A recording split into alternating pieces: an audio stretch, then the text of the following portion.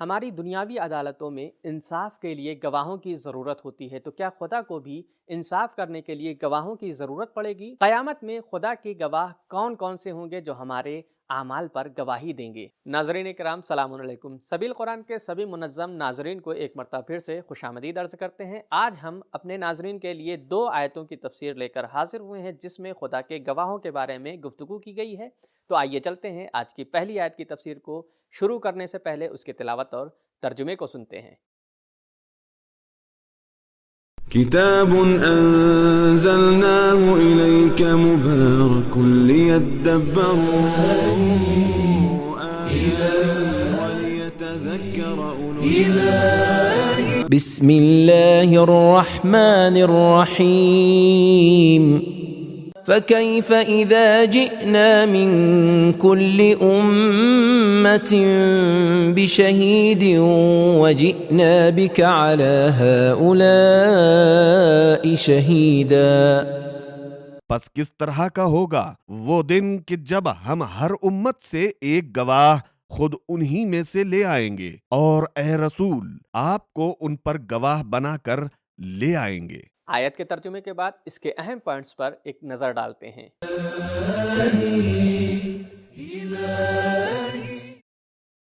اس آیت کے مضمون کے مطابق رسول خدا صلی اللہ علیہ وآلہ وسلم امت کے اعمال پر گواہ ہیں، اور یہی مفہوم اور مضمون قرآن مجید میں دوسرے مقامات پر بھی بیان ہوا ہے۔ سورہ بقرہ آیت نمبر 143، سورہ نحل آیت نمبر 79، سورہ حج آخری آیت۔ جب عبداللہ ابن مسعود نے قرآن مجید کی تلاوت کے دوران یہ آیت آن حضرت صلی اللہ علیہ وآلہ وسلم کے سامنے پڑھی تو آن جناب صلی اللہ علیہ وآلہ وسلم کی آنکھوں سے آنسو جاری ہو گئے۔ تفسیر کبیر فخر رازی و مراغی۔ اگرچہ خداوند عالم کو گواہوں کی ضرورت نہیں ہے، لیکن انسان کی فطرت ہی کچھ اس قسم کی ہے کہ وہ جس قدر گواہوں کی موجودگی کا زیادہ احساس کرے گا، اسی قدر اس کی تربیت اور تقوی کے لیے یہ بات زیادہ اثر رکھے گی۔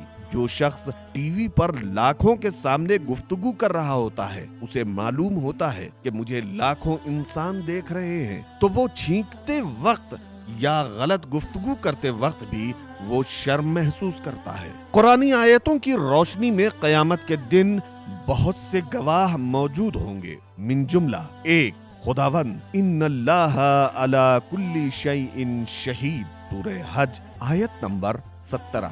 2 انبیاء کرام، جئنا من کل امت بشہید، سورہ نساء آیت نمبر 41۔ 3 ائمہ معصومین علیہم السلام، جئنا من کل امت بشہید۔ 4 فرشتے، وجاءت کل نفس معاہا سائق و شہید، سورہ قاف آیت نمبر 21۔ 4 زمین، یومئذ تحدث اخبارہا، سورہ زلزال آیت نمبر 4۔ 5 وقت، حدیث میں ہے کہ ہر نیا دن انسان سے خطاب کرتے ہوئے کہتا ہے انا یوم جدید وَأَنَا عَلَيْكَ الشَّهِيدُ أُشْهِدَ بِهِ يَوْمَ الْقِيَامَةِ، تفسیر نور الثقلین جلد نمبر 5 صفحہ 112۔ 6 انسان کے اعضاء، تشہد علیہم السنتہم وایدیہم وارجلہم، سورہ نور آیت نمبر 24۔ 7 قیامت، سارے گواہوں کے اکٹھا اور جمع ہونے کا دن ہے، یوم یقوم الاشہاد، سورہ غافر آیت نمبر 51۔ خدائی طریقہ کار اور سنت یہ ہے کہ ہر پیغمبر اپنی امت پر گواہ ہو، لہٰذا پیغمبر اسلام صلی اللہ علیہ وآلہ وسلم کی وفات کے بعد ایسے لوگوں کا ہونا ضروری ہے جو پیغمبر والے صفات اور ان کے کردار اپنے اندر رکھتے ہوں اور لوگوں پر گواہ ہوں۔ امام صادق علیہ السلام فرماتے ہیں ہم اہل بیت ہر دور میں اس امت پر گواہ ہیں، جبکہ حضرت رسول خدا صلی اللہ علیہ وآلہ وسلم ہم پر گواہ ہیں۔ نور الثقلین جلد نمبر 1 صفحہ 399۔ حضرت علی علیہ السلام اس آیت کی تلاوت کے بعد فرماتے ہیں हुआ मुहम्मदुन शहीदुन अला शुहदा वश्शुहदाइ हुमुर रुसुल। तफासीर बुरहान व अय्याशी। तो नाजरीन, ये थे आयत के नुकात। अब उसके पैगाम को भी सुनते हैं।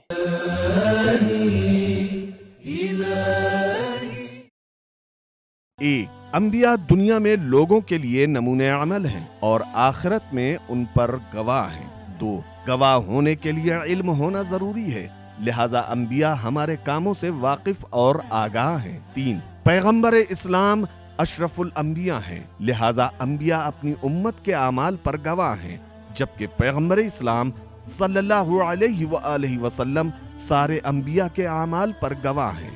तो यहाँ तक हमने आयत नंबर 41 की तफसीर को जान लिया है। अब आयत नंबर 42 की तफसीर को जानने के लिए उसकी तिलावत और तर्जुमे को सुनते हैं। يومئذ يود الذين كفروا وعصوا الرسول لو تسوى بهم الأرض ولا يكتمون الله حديثا۔ उस दिन यानी इंसान के गुनाहों पर अंबिया और गवाहों की गवाही के दिन, वो लोग जिन्होंने कुफ्र इख्तियार किया था और पैगंबर की नाफरमानी की थी, वो ये आरजू करेंगे कि ऐ काश वो जमीन में दब जाते और वो बराबर हो जाती और वो खुदा से कोई बात छिपा नहीं सकेंगे। तो नाजरीन, इसमें कुछ खास नुकात पाए जाते हैं, तो आइए उसकी वजाहत करते हैं।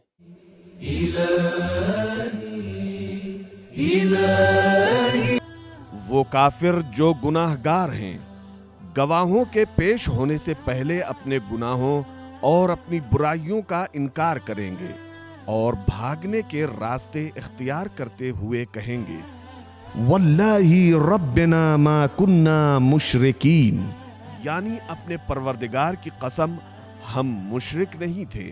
सूरह अनआम आयत नंबर 23। लेकिन जब गवाह सारी हकीकतों को पूरी तरह बयान करेंगे तो उनके लिए किसी बात के छिपाने की कोई गुंजाइश बाकी नहीं रह जाएगी। गुनाहगारों की हसरत भरी आरजुओं को कुरान पाक की आयत में यूं बयान किया गया है, काश मैं मिट्टी होता, काश मैं मिट्टी में मिल गया होता, काश मैं फलां के साथ दोस्त न होता, काश दुनिया में अक्ल और फिक्र करने वालों में से होता, काश मैं उसी मौत के साथ फानी हो गया होता। तो ये थे आयत नंबर 42 के नुकात। अब उसके पैगाम को भी मुलाहिजा करते हैं।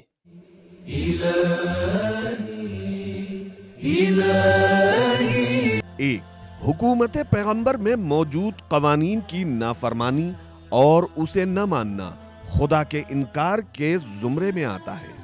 दो, कयामत का दिन हसरत और आरजू का दिन होगा। तीन, कयामत के दिन कोई बात और कोई मकसद मख्फी और पोशीदा नहीं रहेगा। नाजरीन, कयामत का दिन हसरत व आरजू का दिन है। उस दिन कोई भी चीज़ छुपी नहीं रहेगी। अल्लाह हम सबको उस दिन की सख्तियों से महफूज रखे। यहीं पर हमारा एपिसोड ख़त्म होता है। मिलते हैं अगले एपिसोड में, तब तक के लिए शुक्रिया। खुदा हाफिज़। सबील कुरान, कुरानी समाज की पहचान।